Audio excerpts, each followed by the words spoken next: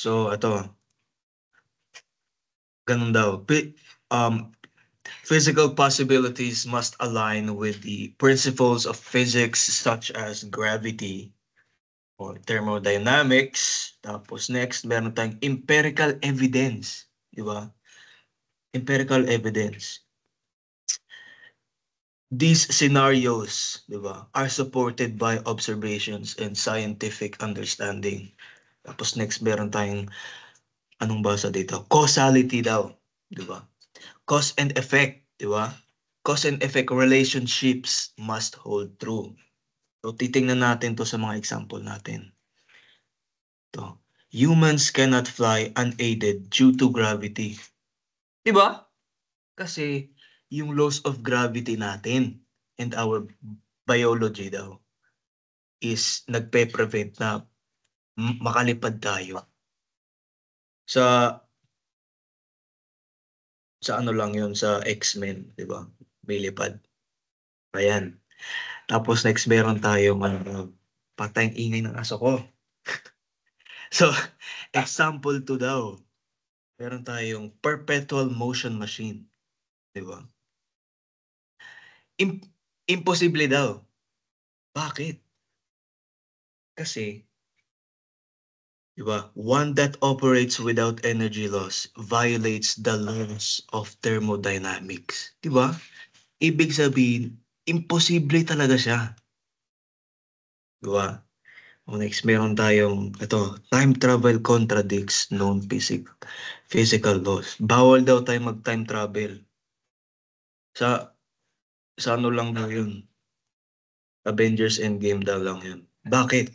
Kasi, it contradicts causality in the known laws ng physics, di ba? Placing it outside physical possibility. Di ba? So, in short, physical possibility reminds us that while imagination is boundless, our physical world has limits. O yan, next.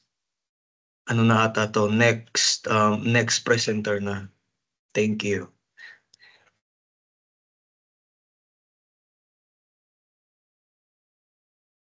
So, good morning, everyone. Let's go on to the metaphysical possibility. So, metaphysical possibility. So, it is about exploring what could exist beyond the limits of physical laws and logic. So, in metaphysical possibility, di nagmamatter whether yung kung na-observe mo ba yung isang bagay or kaya mo siyang i-prove. So, as long as naiisip mo siya, whether totoo siya or hindi, siya, consider siya as metaphysical possibility. So, metaphysical possibility, it helps us think about reality in ways that go beyond science and everyday experience. So, we have three aspects in metaphysical possibility. So, we have the ontological, the modal, and the epistemological na at key aspects ng metaphysical possibility. So, dun muna tayo sa ontological. So, ontological focuses on what exists and what it means for something to be. It asks foundational questions about existence itself. So,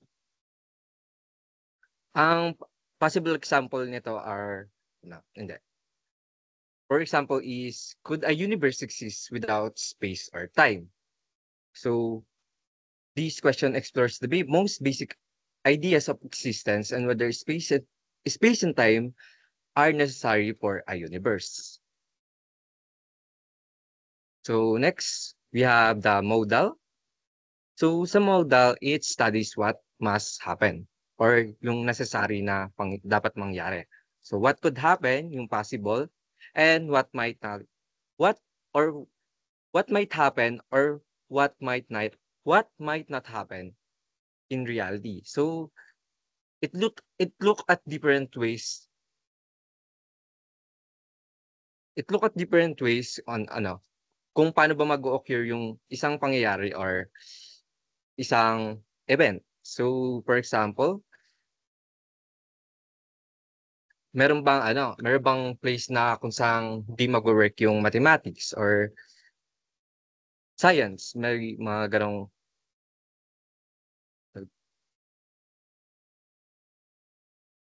so, kung meron bang mga lugar na hindi magwo-work yung, tawag dito, laws ng mathematics, physics, and science.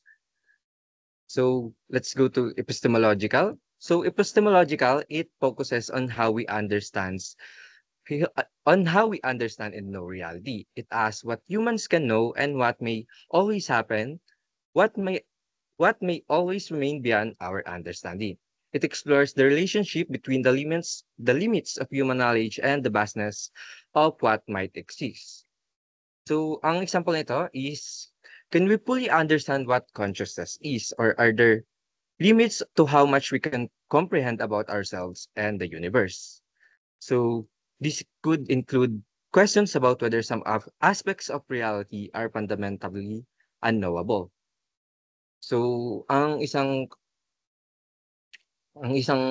situation dito is whether yung mga patay ba, ano bang nangyayari sa soul nila?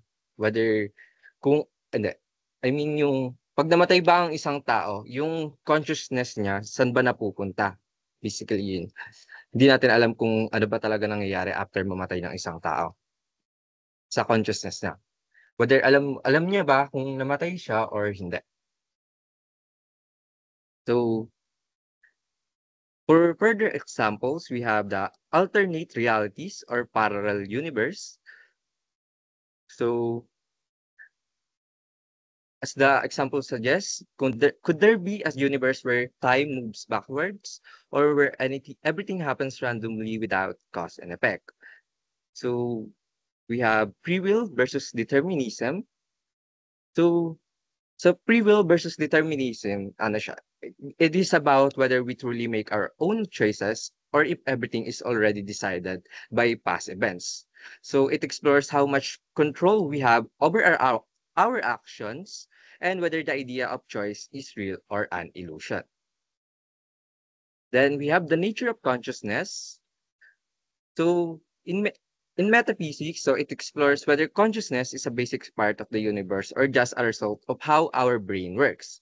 It asks if awareness could exist independently of the physical body. Like dun sa sinabi ko kanina, ano bang mangyayari once mamatay yun? Ano bang mangyayari sa consciousness ng isang tao once mamatay yung kanyang physical body?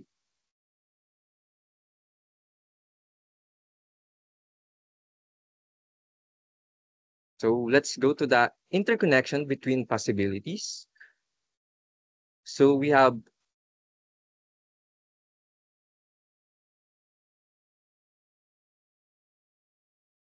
world situations. Using math and abstract ideas, we can imagine things that haven't been observed yet. So, for example of this is the idea of black holes. So, it started as a mathematical possibility before they were discovered in space. So, we have the physical to metaphysical. So, discoveries in science often make us ask deeper metaphysical questions about how the universe works. So, through science, it provides new insights that metaphysics interprets and questions. So, for example of this, sa quantum physics. So, particles can be in two places at once. So, this makes us wonder if reality depends on how we observe it. So, like, for example, is what is nature of reality if particles behave this way? So, lastly, we have the metaphysical to logical. So metaphysical ideas help shape logical systems like modal logic. So these frameworks allow us to explore abstract concepts more rigorously. So the concept of possible worlds help us think about how things could be different and what that means for reality. So for instance, philosopher use the idea of modal dilemmas or alternate histories.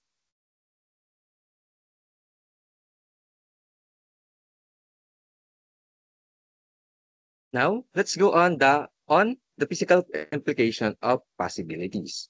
So we have four. So the first one is to clarify the boundaries of knowledge. So, thinking about metaphysical possibilities, it helps us understand what we can know and what might always stay unknown. So, it forces us to confront the limits of our understanding and to question assumption about reality.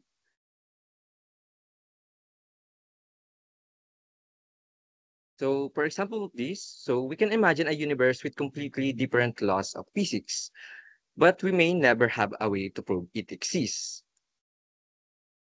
So, next we have the informed scientific inquiry and hypothesis testing. So, considering possibilities inspires scientists to create new ideas and test theories that expand our understanding of the universe. So, by imagining what could exist, science often takes its first step towards discovery.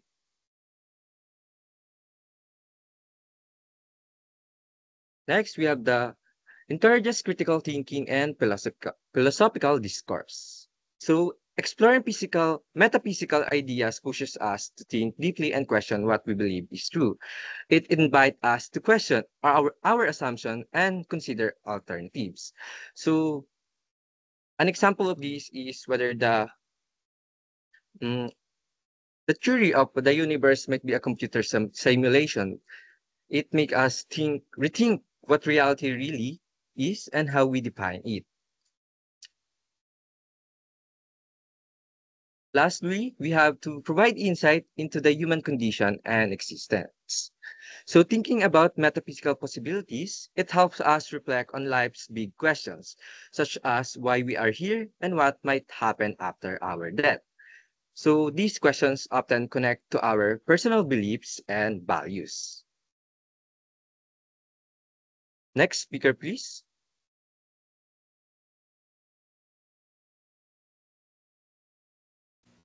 Hello, am I audible?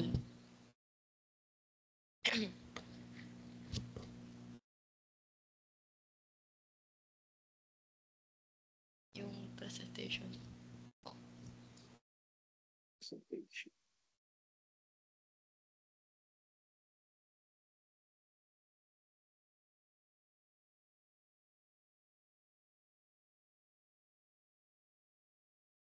Ayan. So now, let's head to the three key philosophers who shaped this concept. So first, si Leibniz or si Gottfried Wilhelm Leibniz. So he developed the idea of possible worlds. So uh, uh, Leibniz introduced the idea of possible worlds, suggesting that for every possibility, there exists a corresponding world. For instance, imagine a world where gravity does not exist, or humans never discovered fire. Uh, these worlds, hypothetical worlds, are tools to explore what could be possible. Also, consider the question: what if the asteroid that caused the dinosaurs' extinction had missed Earth? Uh, this hypothetical scenario is a possible world where humans might never have evolved, allowing dinosaurs to dominate. Similarly, think about technological advancements like space exploration. Imagine a world where humans never invented the wheel or discovered electricity. So next, si Saul Kripke or si Kripke lang. So he refined modal logic to analyze necessity and possibility. So for example, water is necessarily H2O, di ba? So this is true in all possible worlds. However, it is possible that life could exist without water in another reality, depending on alternative biological conditions. Uh, another, consider the statement, slavery is morally wrong. Many argue that this is necessarily true. It could be wrong in all possible worlds. Conversely, the possibility of alternative histories can also be explored. What if certain cultural practices evolved differently? For example, Imagine a world where democracy never developed. So parang ganon. So next, David Lewis. So Lewis proposed modal realism, where all possible worlds exist. So possible worlds represent all ways the world could have been. So ayun nga, while this sounds strange, think of the multiverse theories in physics, where parallel universes might exist. Each universe represents a different possibility, such as a reality where dinosaurs never went extinct. Ayun. Next slide, please. So, sa slide 9, implications for knowledge and existence. Uh, so first, ayan, epistemology. So epistemology explore what we can know or justify as possible. So in epistemology, we ask, ano, what can we know as possible? For instance, can we know whether faster than light travel is possible? While current physics suggests it is impossible, emerging theories like wormholes challenging this view, leading us to consider new possibilities. So next, metaphysics. Metaphysics addresses fundamental questions about existence, time, and reality. Example, free will debates shaped by metaphysical possibilities. So, in metaphysics, we tackle fundamental questions about existence, time, and reality. For example, ayun nga, debates on free will.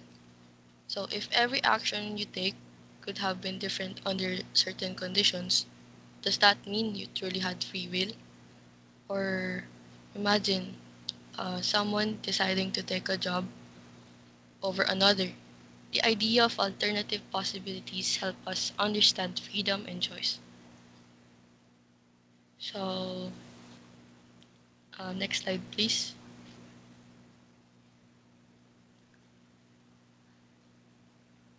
So, applications of possibility. So, in science, so understanding physical possibilities drives technological and scientific progress. Example, like space exploration and quantum mechanics. So, example din, science, especially in physics, yung discovery ng quantum mechanics. For example, also, Schrodinger's cat paradox demonstrates how possibility shapes our understanding of reality at the microscopic level. So, ano rin, to elaborate sa space exploration, nagre-rely din siya sa physical possibility. Sabihin natin, tatanong ka whether human life can exist on Mars. Parang ganon. So next, ethics. Possibility informs moral decisions and alternative actions. So, for example, when nag-decide ka whether mag-implement ka ng renewable energy policies, syempre magko-consider ng possible scenarios yung government. Sabihin natin, magwo-worsen ba yung pag-implement mo ng renewable energy policy or pang-mitigate ba yun or what? Sabihin natin yung sa COVID-19, maraming maraming problems na nangyari and marami rin ways na naging paraan para ma-mitigate yung pag-spread ng virus and such. So next, decision making, used in risk assessment, planning, and problem solving in daily life and business. So significance, possibility encourages creativity, critical thinking, and informed choices. So, in daily life, sabihin natin, think about buying insurance. You consider possible risks. What if you get into a car accident or your home is damaged? So, ano rin, if hindi natin ko consider yung possibilities or scientific progress, ethical reasoning and problem solving, they would stagnate. Ayun lang. Next slide, please.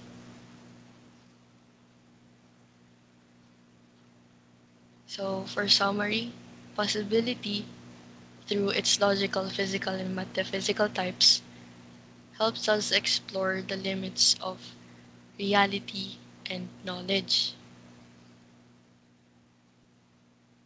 So, for key takeaway, understanding possibility enriches philosophical thought, scientific exploration, and practical decision making. So, understanding possibility enriches our worldview. It encourages us to ask what if questions. Yan, possibility yan. Mga what if questions. Tapos, ayun lang. Possibility defines what can be and deepen our understanding of the world and our existence. May next slide pa ba? Ayan, next slide. Next and last slide. So, eto po yung last icebreaker namin. So, if ever man sa alin dyan sa dalawa, yung mahulaan nyo, pa-mention na lang sa GC namin kung sinong presenter. And magkakaroon din kayo ng plus din sa quiz po ninyo. Ayun lang. Thank you.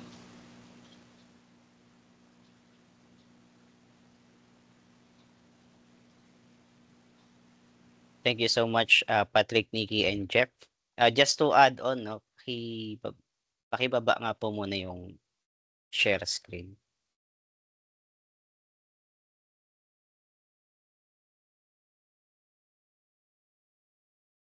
Kasi earlier, nagbigay ka ng example about the Schrödinger cat. Pakita ko lang kung ano ba yung sinasabi nitong Schrödinger cat. Ayan. So, si quantum kasi lahat ng kawirdohan halos nandyan. Kaya si philosophy naman kung babasahin mo siya, halos lahat din weird. So, kaya talagang nag-agree sila. So, ano bang meron dun sa Schrödinger's cat? So, sinasabi lang dun sa this is a thought experiment. Wala namang namatay na pusa dito. So, ang sinasabi lang dun ni Erwin Schrödinger. So, let's say meron kang confined na box dyan. Tapos, nandiyan yung ating subject, yung pusa. Okay? Tapos dito, meron siyang detector, light detector. Ilaw yan ha. Tapos, what we have here is a poisonous material or poisonous gas. Pagpasensyahan nyo na sa drawing. Okay, so si poisonous gas, what happens is, if ito'y nabasag, si Cat ay may 50% chance na mabubuhay at meron din siyang 50% chance na mamamatay.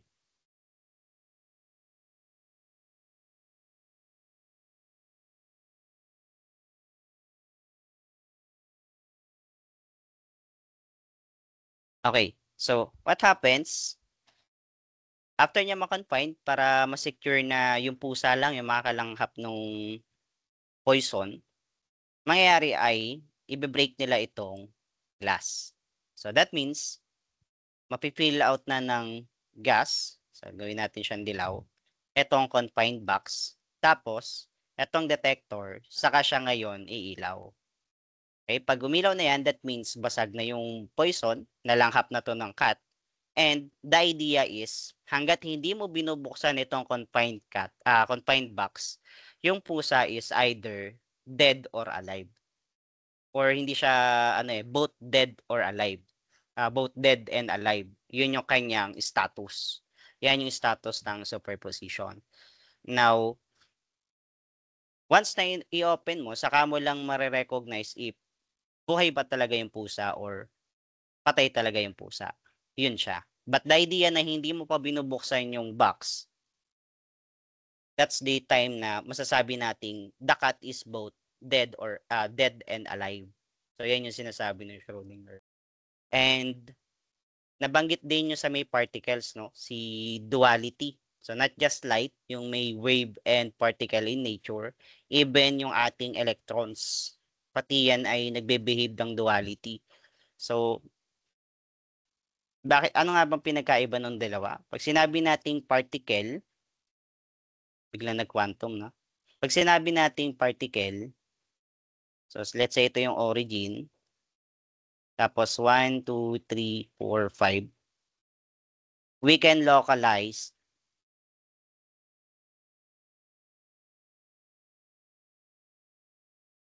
yung ating particle. So, pwede mo siyang ma-point from the origin. Siya ay 5 and 1, yung x and y niya. Or kung gusto mo, dito naman siya sa 0 and 3. Yan, ganyan si particle. Si wave naman, that is everywhere nag-exist. Okay, so hindi mo siya malolocalize. Yan yung, kumbaga, yung dalawang ito ay contradicting or opposite in nature. So, paano nangyari na si light or si electron ay merong ganitong klase ng nature? Up until now, hindi pa naman siya na-explain. So, paano nasabi na nagbe-behave sila ng dual in nature? Anong experiment yon? Yan papasok yung Young's double slit experiment.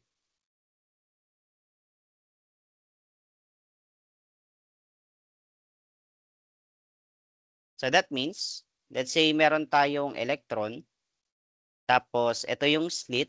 So that means dito siya dadaan sa butas na to. Or wag na electron, no, light na lang para mas may imagine. So let's say meron ako ditong flashlight. So mangyayari, syempre, tatagos dito sa slit or lulusot siya dito sa slit. And then on the other end, meron ka ngayong detector. So what happens is, dito ngayon papasok yung idea ng wave property. Ang mangyayari, makakapag-observe ka ngayon ng fringes. Teka. Oops. Makaka-detect ka ng portion na merong na-detect na particle at meron ding portion na wala. Okay, so yung red, ibig sabihin meron siyang na-detect doon. Yung white, ibig sabihin wala siyang na-detect. So yan yung wave property kasi pumapasok ngayon yung construction tsaka destructive na interference. Ayan yung wave. Paano siya naging particle? So kung electron ito, dapat yan in nature, kung siya ay particle, dapat isa lang yung magiging detection niya, ditong part lang. Okay? Pero what happens is, yung behavior netong electron ay nagresulta with the same pattern na katulad nung sa may light. So that means, sa electron, meron din siyang wave property. So paano naman siya magiging particle? Pag naglagay ka dito ng another detector, dito rin another detector, na iilaw sila pag dumaan dito yung electron or pag dito siya dumaan. So alam natin kung saan siya dumaan. So kung dumaan siya dito sa may taas, wala, burahin ko lang to. So let's say si electron dito siya dumaan sa may ibabaw. Ang ma-observe natin dito sa may dito sa screen na to is andito yung reading. andito yung detection. Kung sa baba naman siya dadaan, edi andito lang siya sa baba. Okay? So, ano yung difference? Naging particle yung kanyang behavior dahil naglagay ka ng isa pang detector. Okay, so ganyan ka-weird yung quantum and many more to discuss. Okay, pero since kaya siya nire-relate sa sa philosophy kasi nga may mga question siya na talagang ang hirap sagutin. Okay, so yun lang naman yung gusto kong i-share, no? Ano ba si Schrödinger experiment at etong si Young's double slit. Once again, thank you Patrick, Nikki, and Jeff.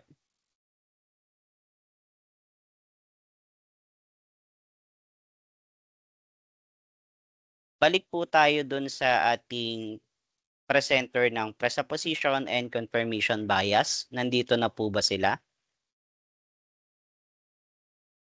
Paki-raise po yung kamay. Yes, sir. Wait lang po. Ayan si Francen. Sinong kasama mo, Francen?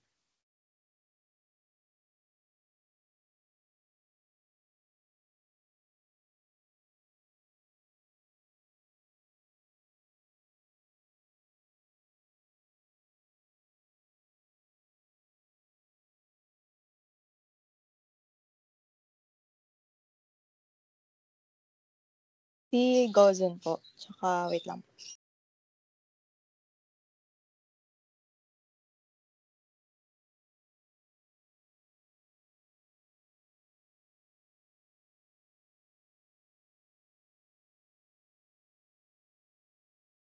May technical difficulties lang po.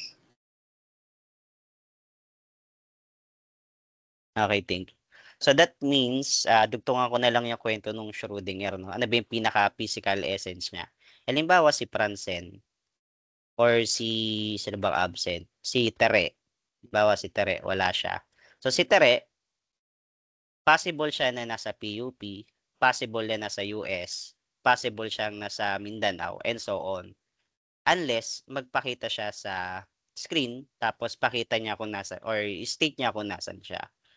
Okay? Unlike ng mga taong nandito, of course, more likely, nasa isang localized na lugar lang sila na halimbawa, si Kenshin. Kenshin, saan ka ngayon? Sir, nasa Pasig po.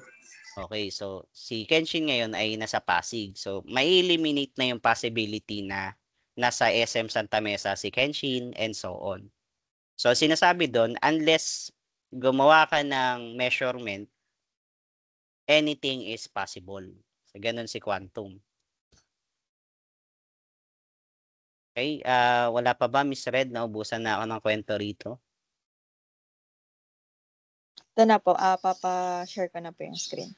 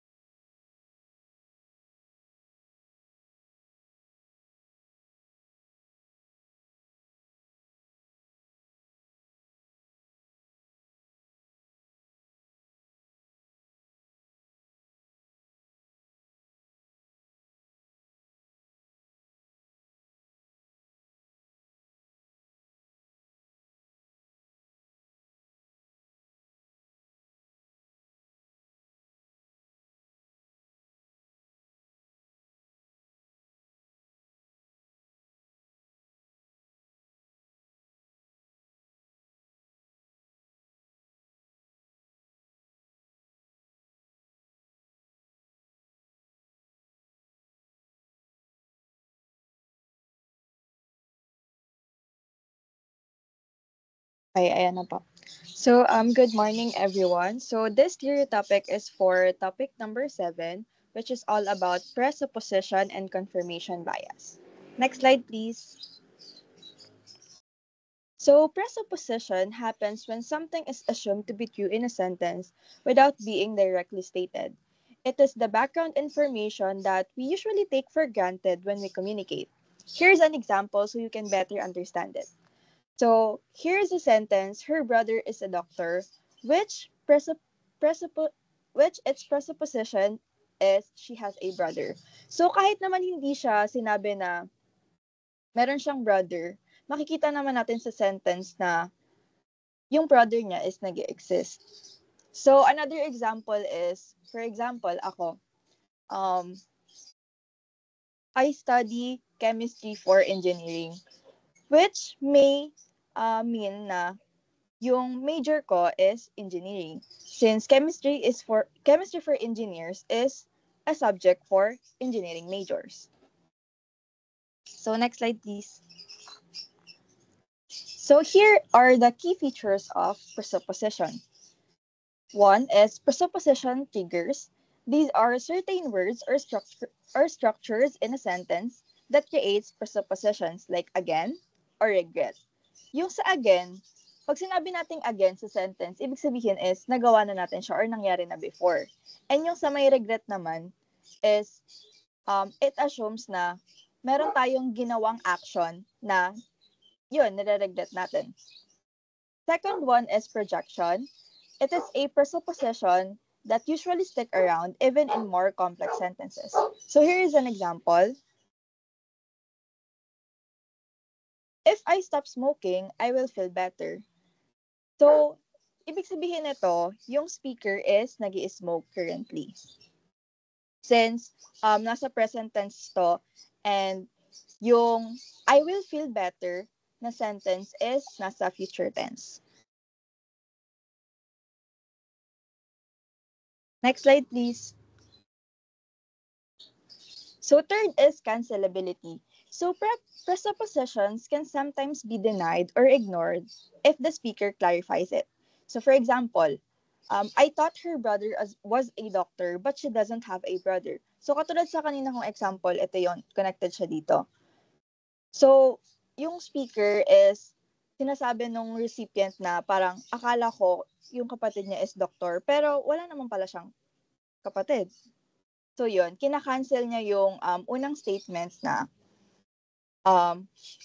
her brother was a doctor. So next slide, please. So these are philosophical foundations of presuppositions. Philosophers define presupposition as a proposition that must hold true for another statement to be meaningfully evaluated as true or false.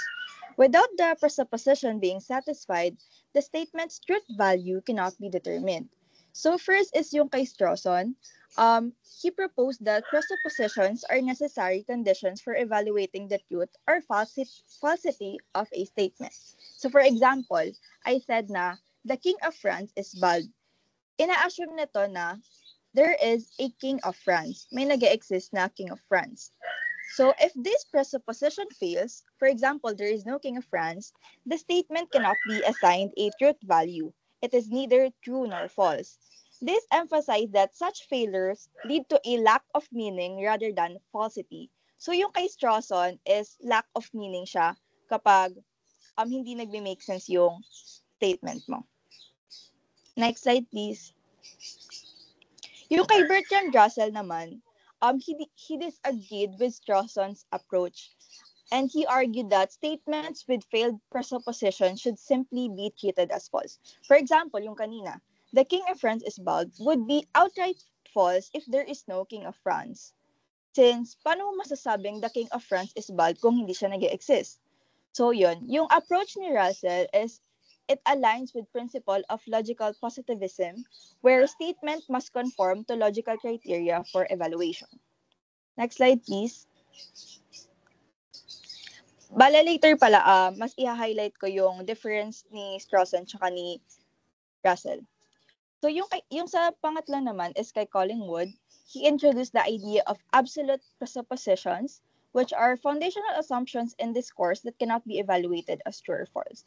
For example, in scientific inquiry, statements like nature is governed by laws are taken as fundamental assumptions, not propositions subject to proof or disproof. So his work highlights the importance of implicit and questioned assumption in various forms of reasoning and communication. So ayun, yung kay Collingwood naman is parang absolute na yung statement. Like for example, nature is governed by laws. Hindi na parang it's universally acceptable na, 'di ba? So yun, hindi na siya subject to proof or disproof. So next slide please. So ito yung last kay Wittgenstein, kung tama yung pronunciation. Correct me if I'm wrong. So he explored the role of presuppositions as the unexamined assumptions underlying language and communication. So in his work, particularly yung philosophical investigation, he argued that much of the meaning in language depends on shared background assumptions within a form of life. So here is an example para mas maintindihan nyo. So in ordinary conversation, the presupposition, the sun will rise tomorrow, underpins statements about future plans, even though it is rarely stated explicitly. So, for example, sinabi kong, kunyari, I was comforting a friend. So, sinabi kong parang, it will get better. Parang ganon. So, parang, it highlights na parang, there is a future na it will get better for the next day, for the next month, for the next time. Ganon. Next slide, please. So, highlighting the Strawson and Russell's approach, their differences illustrates the concept of truth value gaps.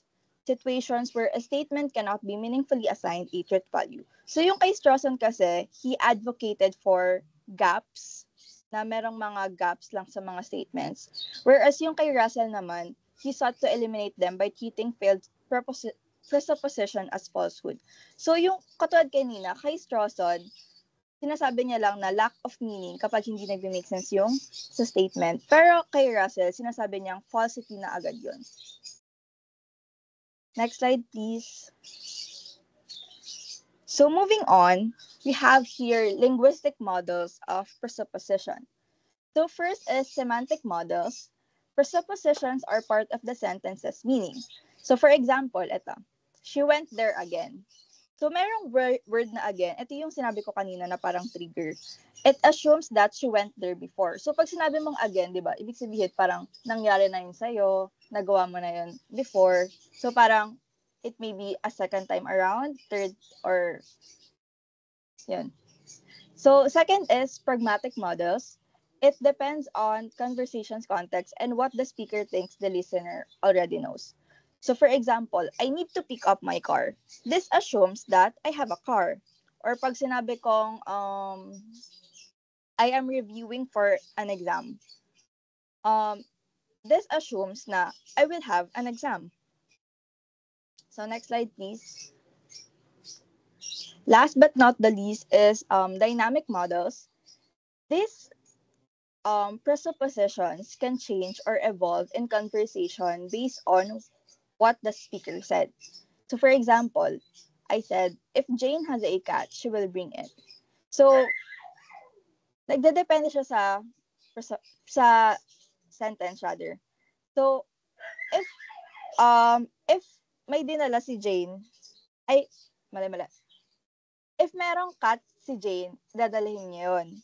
Pero kapag wala siyang cat, hindi niya dadalhin yun. So, parang wala siyang absolute na statement. Parang pwedeng laging merong possibility. Next slide, please. So here, I will be going to call the next presenter, Mr. Gozon.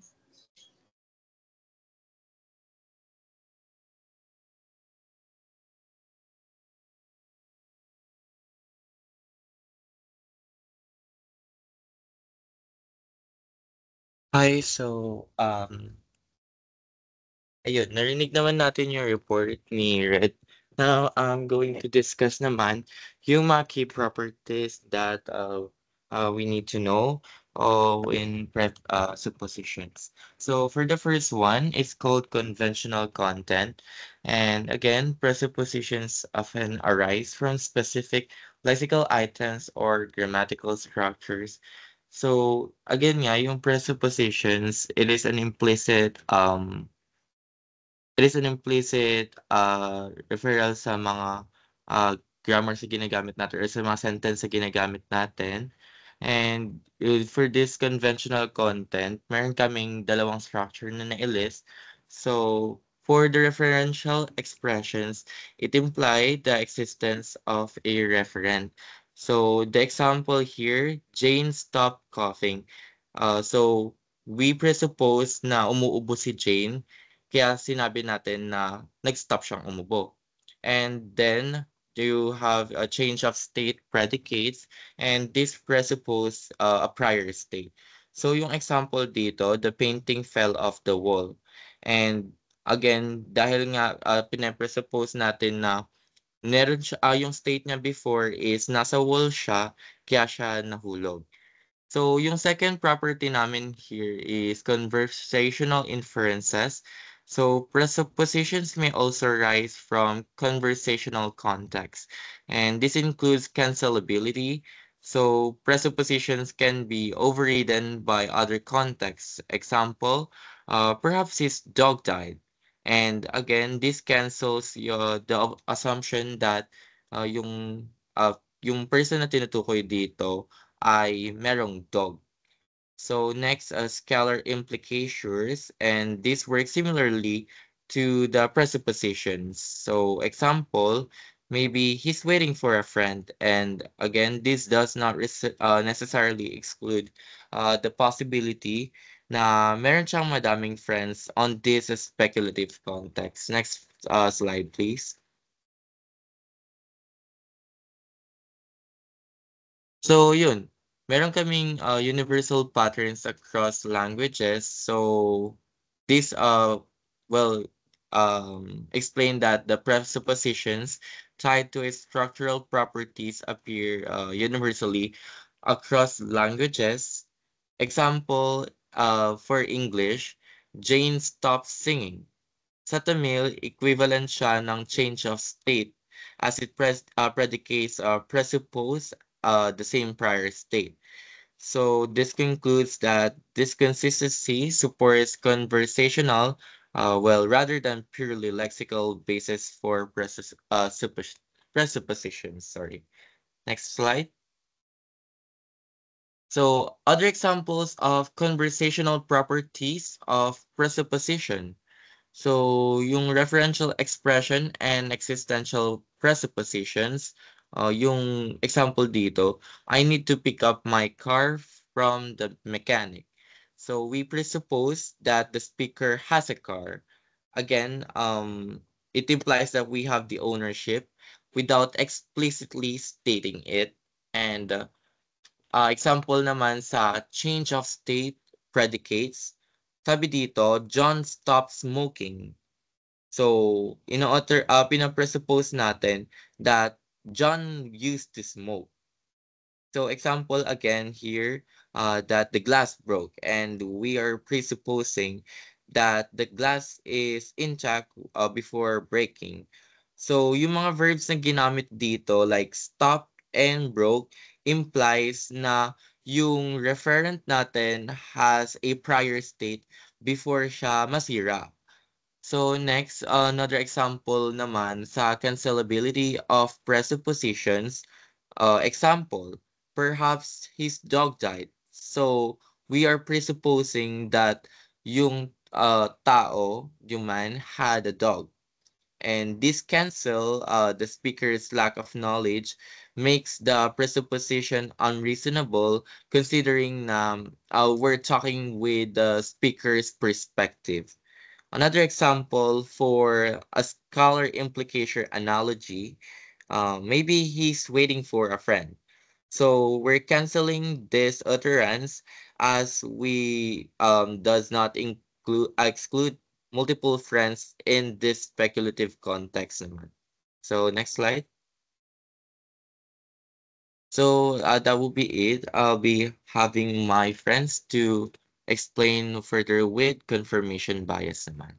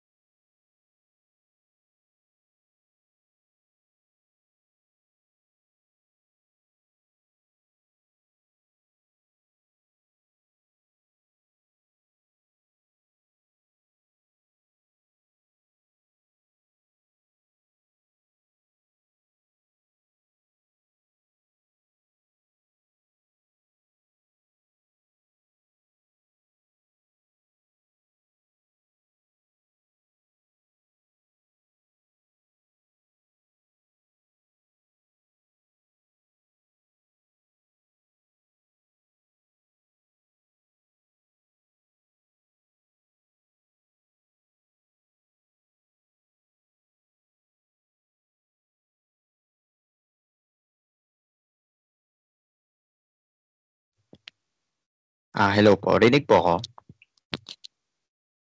Yes. Good day po. Today I will be discussing about the confirmation bias. Next slide po.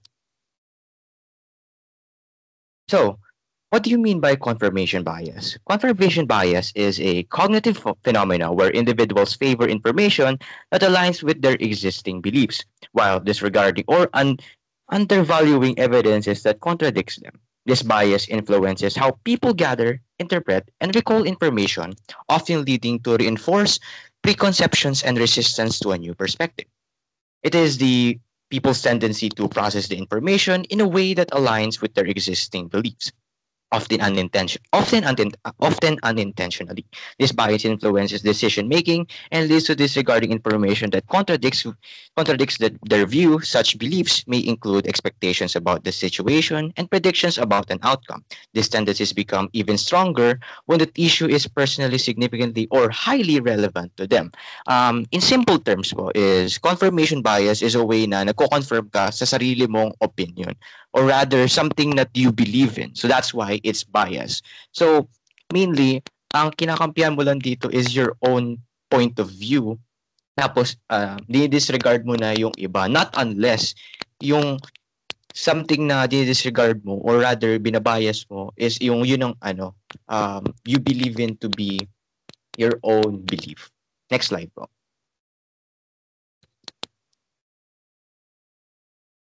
As for the background of what confirmation bias is, confirmation bias illustrates how humans can process information in a biased and irrational way. A person's understanding of the world is often influenced by factors that they are unaware of. Philosophers point out that once individuals form an opinion on a topic, it becomes challenging for them to evaluate information objectively. People are more likely to consider multiple perspectives rationally when they remain emotionally detached from this issue. Although a mild degree of confirmation bias can still persist even without personal involvement. Meaning of this, when we say confirmation bias, it's like I said kanina, it's about our own bias, our own point of view about a certain subject. Minsan, ang confirmation bias, well, pwede siya maging subjective in a way, na pwede siya maging irrational kasi ang understanding or rather yung point of view ng person will only believe one set of tawag nito, opinion. Next slide po. And as for the evidence, studies have found that confirmation bias is both pervasive and robust, occurring across various contexts. In decision making, once individuals make a choice, they tend to seek information that validates it while downplaying it or ignoring conflicting evidences. Which can create discomfort. People also prioritize information that aligns with their own personal belief.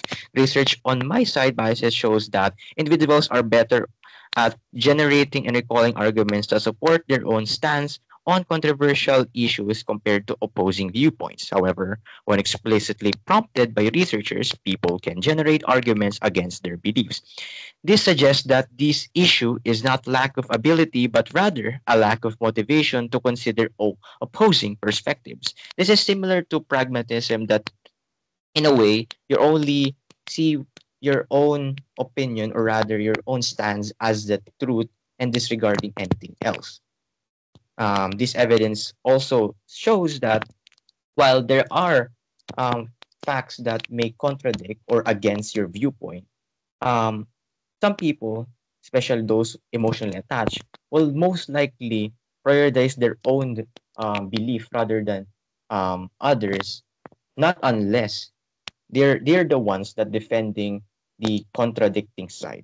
Next slide, please. As for the theories about confirmation bias, one of the most relevant is Peter Wason. The key theories is Peter Wasson rather, is the key theory associated with coining the term confirmation bias. He is an English and cognitive psychologist. His work is in the 1960s, laid the foundation for understanding the cognitive bias. And this is the overview of contributions and other theories involved. His contributions includes in 1960, Watson conducted the Watson selection task, a logic puzzle designed to demonstrate how people tend to seek information that confirms their existing beliefs or hypotheses rather than seeking to disprove them. Key insights of Watson includes experiments reveal that people are biased towards confirming their assumptions rather than testing them objectively. So, notably, um, the, some viewpoints, or rather the point of view of a person, um, could be subjective based on his insight. And his notable work is on the field of eliminating hypotheses on conceptual tasks. The next series is Amon Tversky and Daniel Kahneman. His contributions is, although not directly credited with coining the term, their pioneering work on cognitive bias, including the availability of heuristic and representativeness heuristic, has significantly contributed to the understanding of confirmation bias as a part of human decision making. Yeah, he believes that, from what I understand, is yung confirmation bias is helpful in a way na nakakapagtulong sa pag-create ng isang person ng sarili nilang decision um, when ano when it is necessary. His key insights is that they showed how cognitive biases, including confirmation bias, can lead to systematic errors in reasoning and judgment. His notable work includes is The Judgment Under Uncertainty, The Heuristic and Biases of 1974. Next slide po.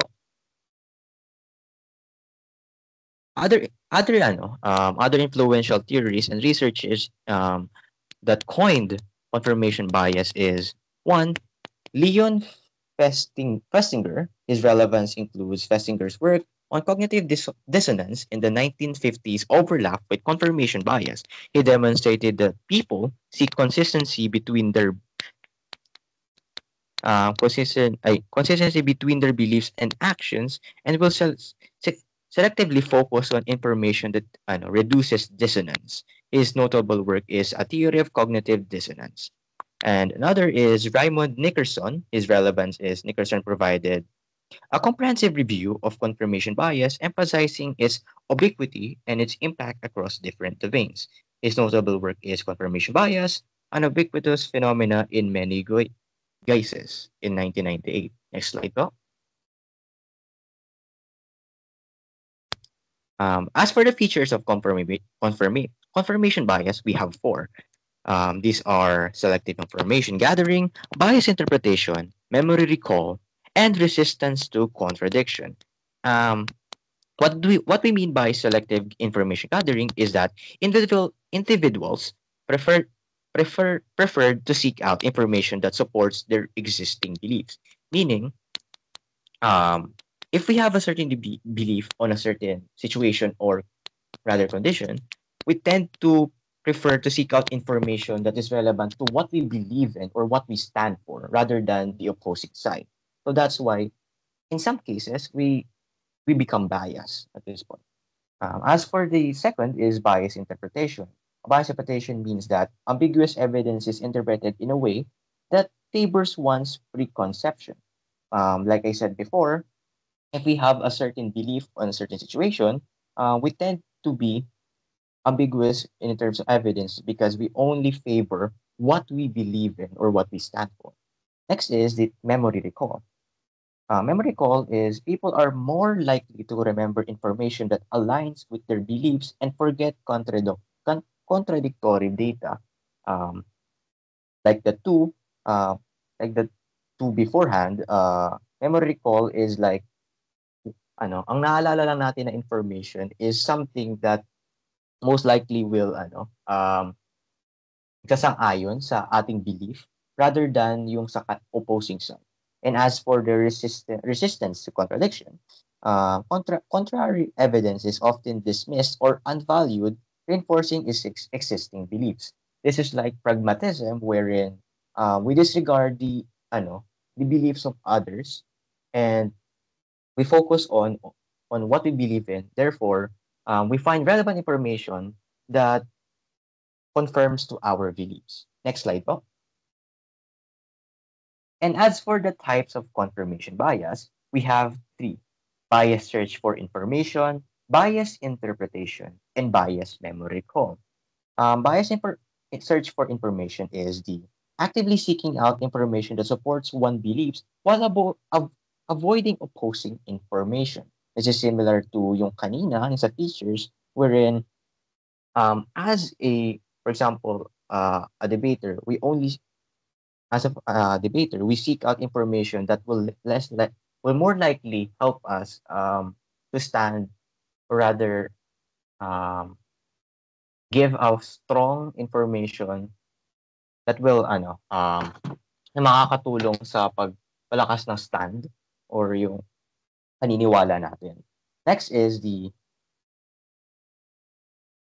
bias interpretation. Bias interpretation is the interpreting ambiguous or mixed information in a way that confirms the existing beliefs. Hello po, narinig pa po ko? Okay. Thank you. When we say bias interpretation,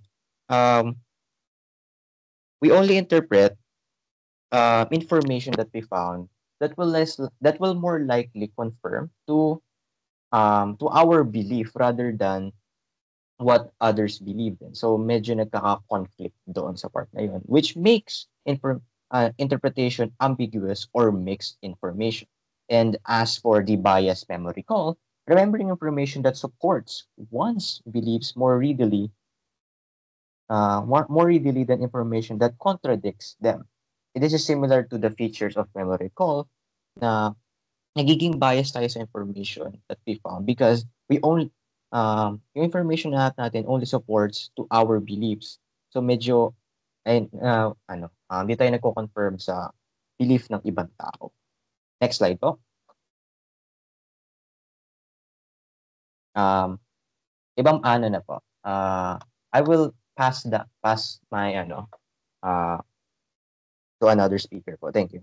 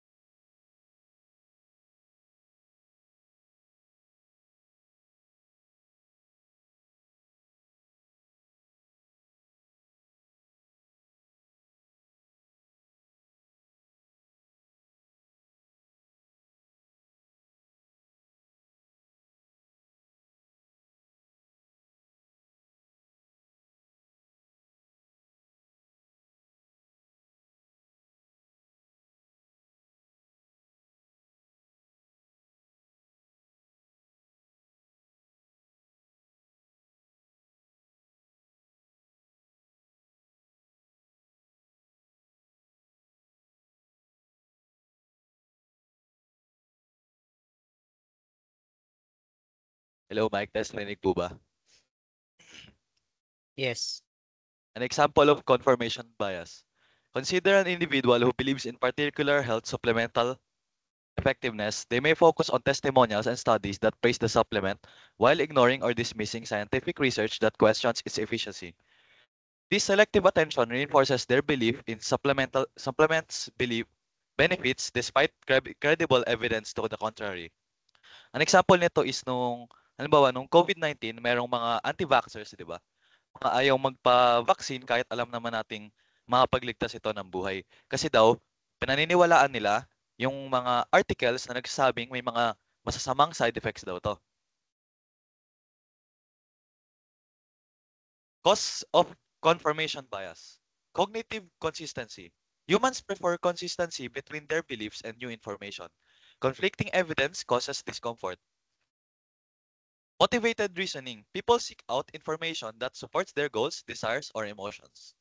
Cognitive ease. It is mentally easier to focus on evidence that aligns with one's belief than to challenge them.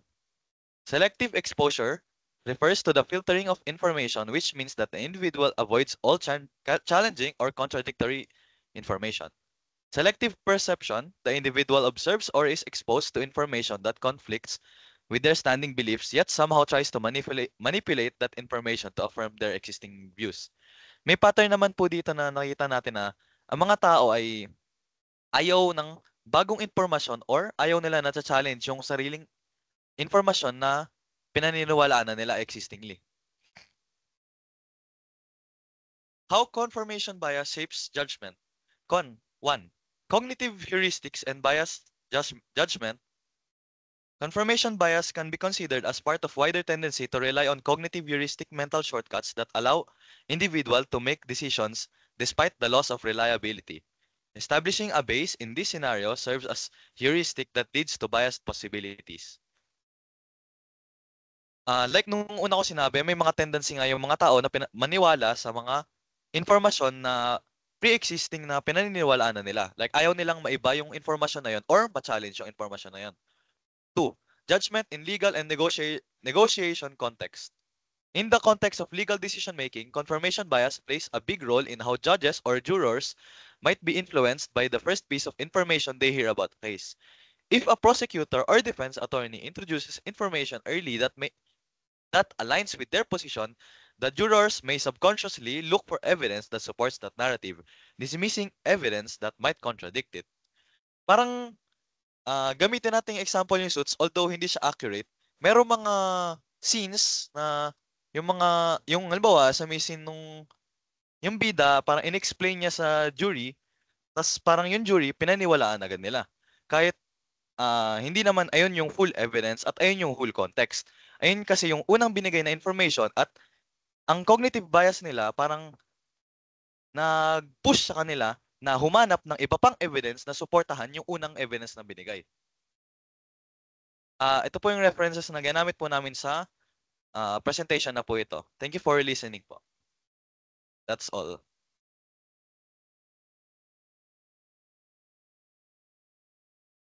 Okay, thank you so much, guys. So that's it. Unless you have a question.